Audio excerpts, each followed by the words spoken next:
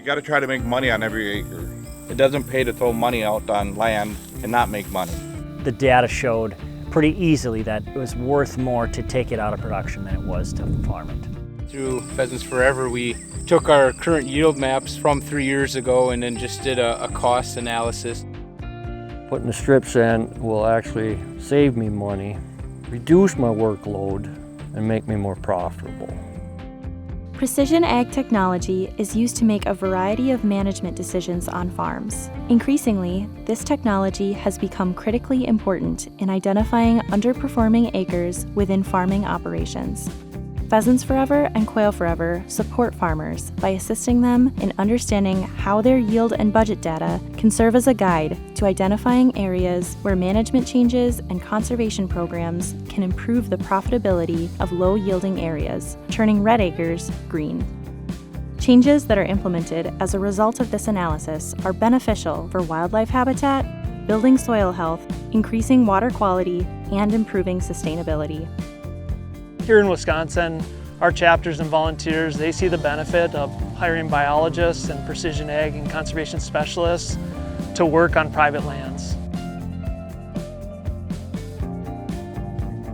It's discouraging when you spend all the money on your seed, your fertilizer, your time to plant the whole field, and when you come back to combine and you can go around that whole edge and don't have anything in the hopper.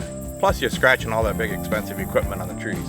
So for me, it was a no-brainer to take some of the acres out and put into prairie strips like this. And then some of the landlords, some of them don't charge me for the edge now that I put this in. The area of precision ag that we're focused on is the data collection side of it on a farm and how that data can then be used to make better decisions. Specifically when we're looking at how conservation practices can support that farm. And so we're turning those productivity maps into profitability maps. That's my role, is to kind of prepare and present those solutions that are going to fit and be specific to that farm and kind of giving them a cookbook of options to choose from.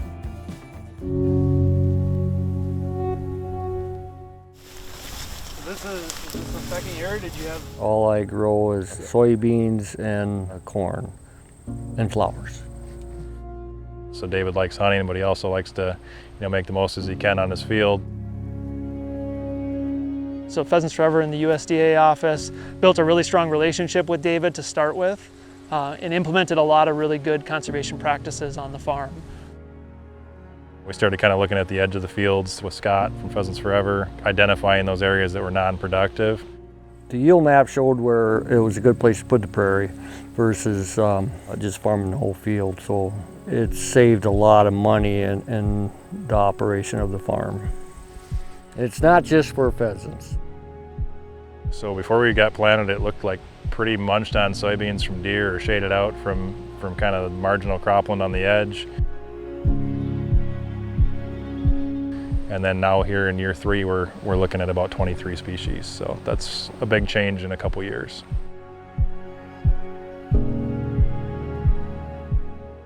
Farmer looks down at the neighbor and they see just a sea of flowers. And then the first thing is like, what is that? And then they're just like, why do you have all those weeds in there? And you're like, well, it's not weeds. Can I tell you more? You can't force a practice that doesn't mesh with their operation. It's gotta be logistically sound, costly sound, and performance-wise, it's gotta work out to their goals.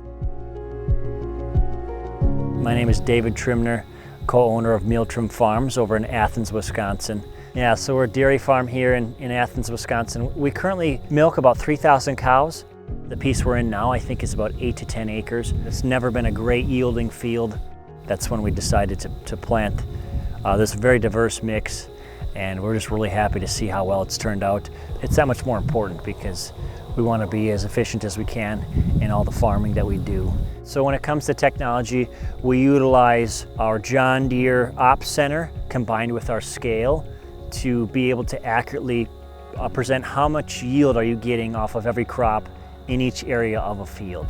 And so through that data, it was clear you could see the exact tonnage per acre that we could get from this field and that it really wasn't worth the effort and the money to put into it. So there's countless fields where we use this technology to track yields all throughout the field, and if there's edges of fields that are really poor producing year over year, those are the ones that we'll put those buffer grass strips in.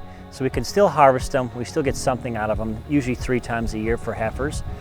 But that grass is going to, one, it's going to protect that field even better by providing that buffer so things don't leave the field, soil, nutrient, etc.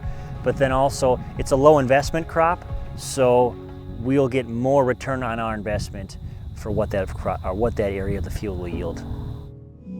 Every day I'm working directly with farmers using their data from their farm, the data that they're collecting, mostly via yield monitors on combines and forage harvesters.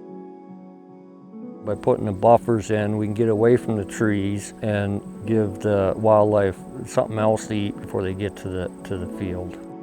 The hunting benefits of it, it creates some travel corridors and connectivity there for them. We became aware through Pheasants Forever and NRCS that a prairie mix could be planted that could benefit wildlife, both insects and mammals. And with CRP, obviously they help install, pay most of the cost, so that doesn't cost anything. And then you get a check, which is simply maintaining by mowing or burning. So with little work, we're still able to collect some income, and then, like I said, benefit deer, turkey, pheasants, all the insects. It's just something unique and special to have a prairie, and it probably tripled the amount of deer by having a little bit more diversity in here. Diversity is kind of the key. There's a lot of forage value in them, and especially on this planting here today, what we noticed is pretty much every single cup plant we were walking by was browsed off, and it wasn't just ones that are right on the edge or by a trail. They've been seeking them out specifically. These flowers that we have here, the grasses, they're going down 5, 10, 15 feet into the ground. Once some solutions are identified, connect them with conservation programs, whether they're through the federal farm bill, which is where a lot of the funding comes from, but there's also a lot of opportunities through farmer-led watershed groups and other nonprofits that are willing to support farmers. As stewards of the land and business owners, farmers need access to all options, including conservation, when analyzing ROI negative acres. Pheasants Forever and Quail Forever is your resource to explore those options.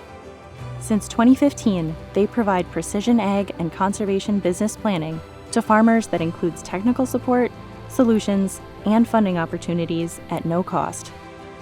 Solutions and funding opportunities are unique and specialized to each farm. We should all be looking to better the environment no matter what, I think. It's very enjoyable just driving along. It paints a prettier picture out there.